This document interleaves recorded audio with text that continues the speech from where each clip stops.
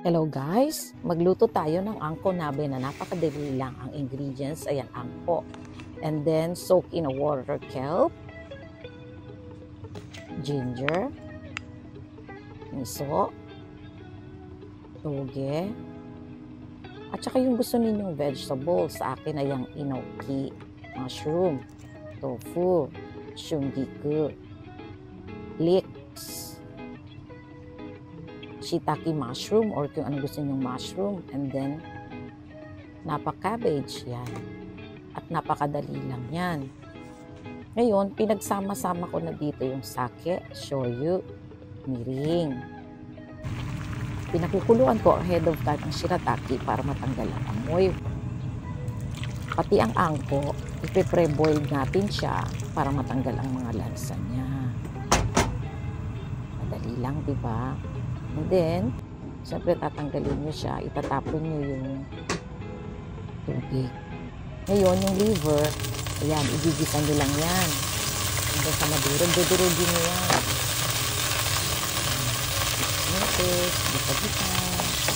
Ayan, durug-durugin nyo yan.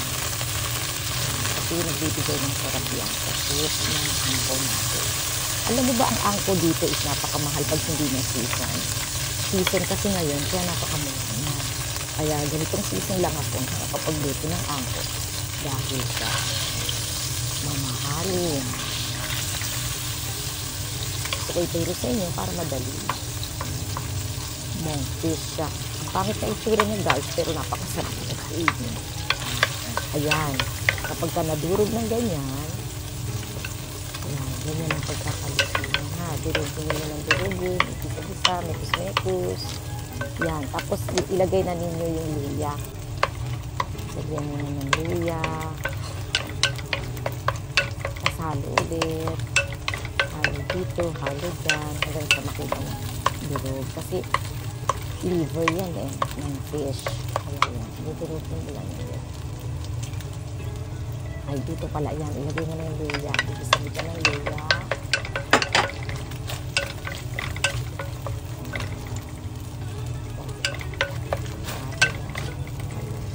Ngayon, ilagay na natin dyan yung ating mga liquid seasonings na yan. Sake, shoyu, mirin. Nasa description ko guys kung ilan ang sukat niyan ha. O, tapos, ilagay na natin dyan yung kombudashi, yung kelp na binabad natin sa water. Pampadagdag sarap din. At huwag na itatapon yan guys, masustansya yan. Pwede nyo kainin yan. Tapos ilagay nyo na rin yung 500 ml na water sa bawal. Tapos pakukuluan nyo lang siya dyan. Pakuluan nyo sa medium heat. Ayan. Pag kumulo na, ilagay na ninyo yung miso. Ayan. Kahit hindi kumulo, ilagay nyo na yung miso. Ayan. Haluin nyo lang hanggang sa mag-blend siya sa lahat.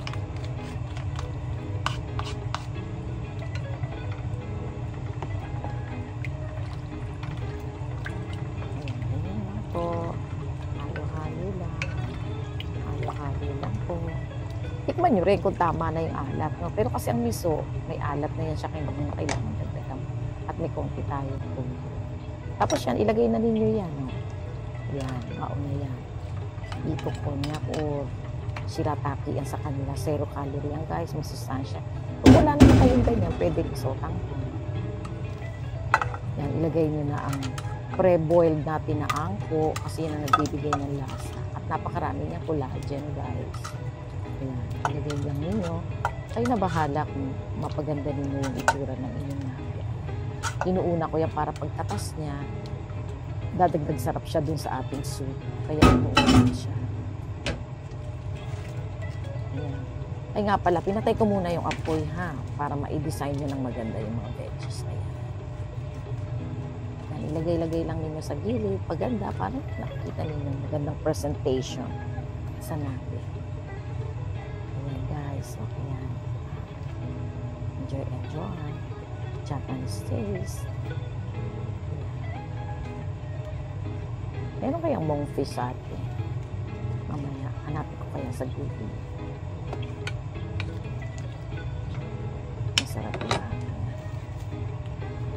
Inoki mushroom.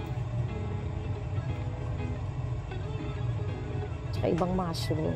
Medyo mahal kasi ngayon yung shiitake, kaya gumamit ako ng ibang mushroom. Yan. Ano nyo lang, i-balance nyo lang. Yung iba kasi ayaw ng overcook na gulay, no? Pag alam niyo malambot yung gulay na ilalagay nyo, ihuli na lang ninyo.